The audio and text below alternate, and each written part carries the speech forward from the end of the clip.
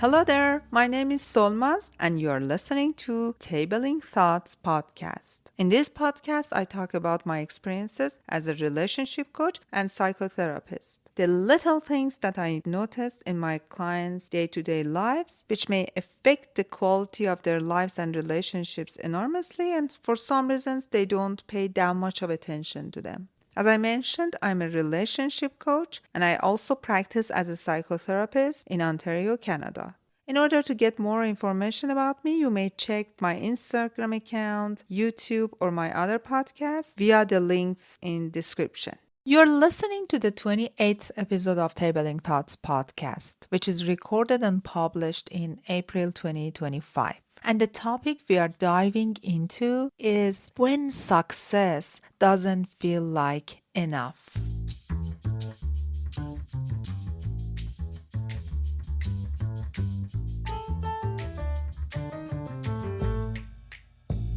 You move to a new country, you get the degree, you land the job, you start the family. You check every single box that society told you to do so. And then one day you pause and you realize something still feels missing. You might even feel guilty for feeling this way. You tell yourself, I should be grateful. I have so much. But here is the truth. Gratitude and emptiness can coexist. And that's not called failure. That's reality. Success doesn't always equal peace. Sometimes it just equals more noise.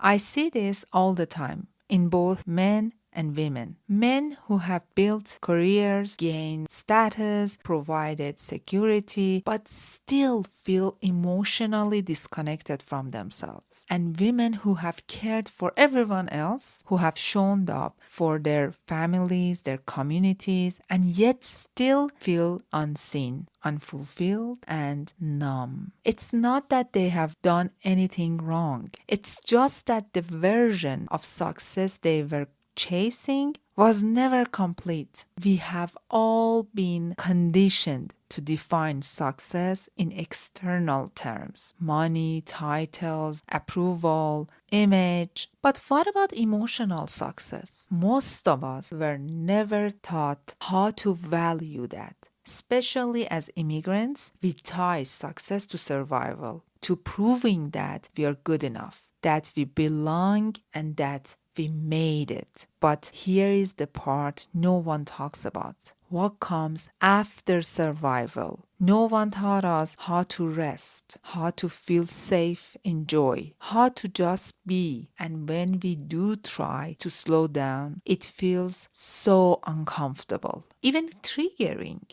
Because we are so used to chasing, we don't know what to do when we finally arrive. That arrival moment, it can feel empty, not because we failed, but because the version of success we have been chasing was never a full picture. And that's the paradox. When having it all still doesn't feel like enough. Have you ever felt like that? You look around and ask yourself, why am I still not fulfilled? If you have felt this way, you're not alone. And you're not ungrateful. You're just human. And maybe you're waking up to a deeper layer of awareness. That's where the real work begins. Not in building more, but in connecting more. Here is what I have noticed, not just in my clients, but in myself too. Sometimes achievement becomes a way to avoid what we are really feeling. We stay busy, we stay productive, we chase the next goal, but underneath all of what we're doing is a part of us that is just exhausted.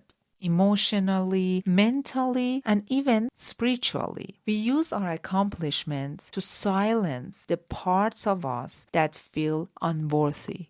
We tell ourselves, if I just succeed more, maybe I won't feel this anxiety anymore. Or if I stay busy, I won't have to deal with this grief, this emptiness, this loneliness. My friends, this is exactly what I call emotional bypassing through achievements. It's not done intentionally, it's survival, especially for immigrants, for men who were told feelings are weakness, and for women who were taught good girls give, they don't ask. We learn to translate our pain into productivity, to turn our sadness into silence, our anger into control, and our fears into checklists. And from the outside, it looks like we have got it all together. But inside, there is a quiet ache that no one sees because achievement doesn't soothe emotional wounds. It just delays their voice. It's like building a mansion on a cracked foundation. Eventually, the pressure builds and we either burn out or break open. That's why so many people feel empty at the peak of their success. Not because they're living wrong, but because they have never felt safe enough to slow down. They were never taught how to sit with pain without rushing to fix it. So here is the real question. What emotions have you been covering with busyness? What parts of you are asking to be seen, not solved? Because healing doesn't start when we do more. It starts when we allow ourselves to feel more.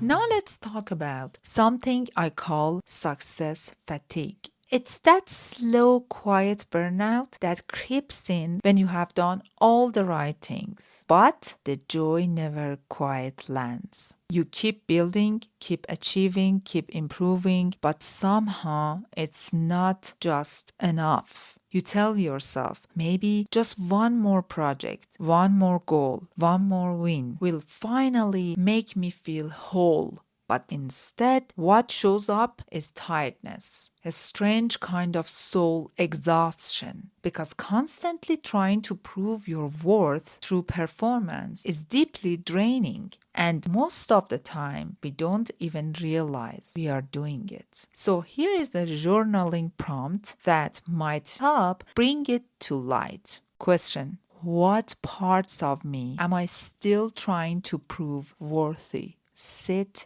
with that. Let it stir something.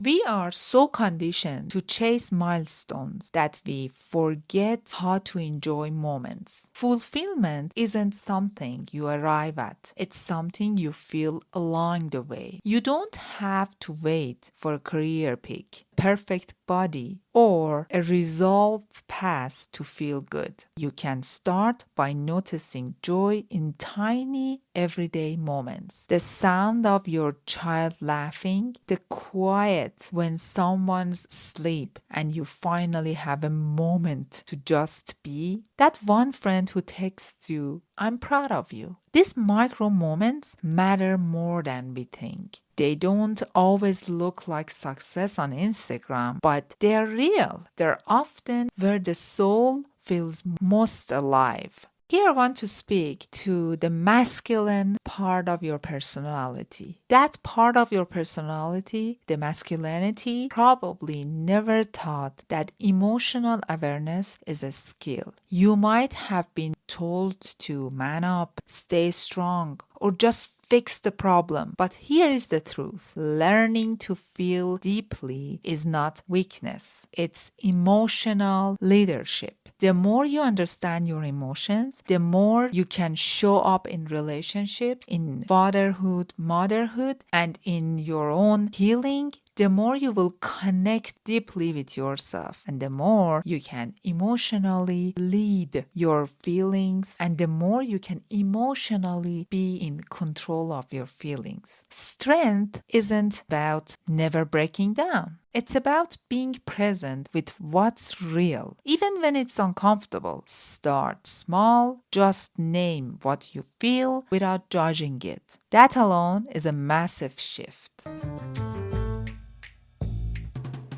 Now I want to speak to your feminine part of your personality. My dear, you're allowed to receive. You're allowed to rest, to say, I need without apologizing. So many women I work with are powerful, capable, giving, but they have been wired to believe that their worth comes from doing, fixing, giving, and receiving feels selfish. But it's not. It's a radical act of self-trust. Letting someone support you, letting life to be soft for once, that's not weakness. That's healing. Try this. When someone offers help, just say thank you instead of I'm fine. That one shift can open a whole new relationship with your own values. You do not have to earn peace. You deserve it. And last but not least, here is my main challenge for you. Take one day, just one, and don't fill it with tasks, calls, cleaning, emails, or proving anything to anyone. Let it be about presence, not productivity. It doesn't mean you sit in silence all day. It means you move slower. You notice, you feel,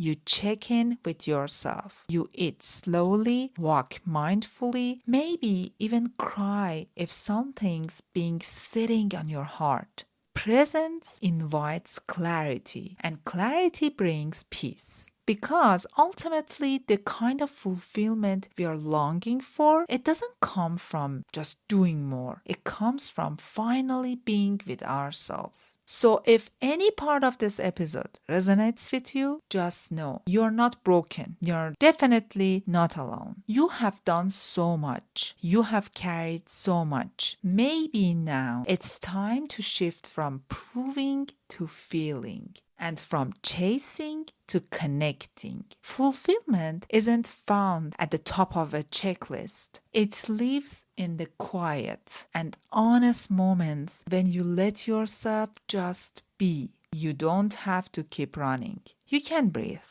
You can rest. And you're still worthy right here, exactly as you are. My friends, thank you very much for being here. I really admire the time and energy you spend to listen to podcasts like Tabling Thoughts and to work on yourself. If this episode touched somewhere in you, I would love it if you shared it with someone else who might need to hear it too. So until next episode, be kind to yourself. You are doing it beautifully.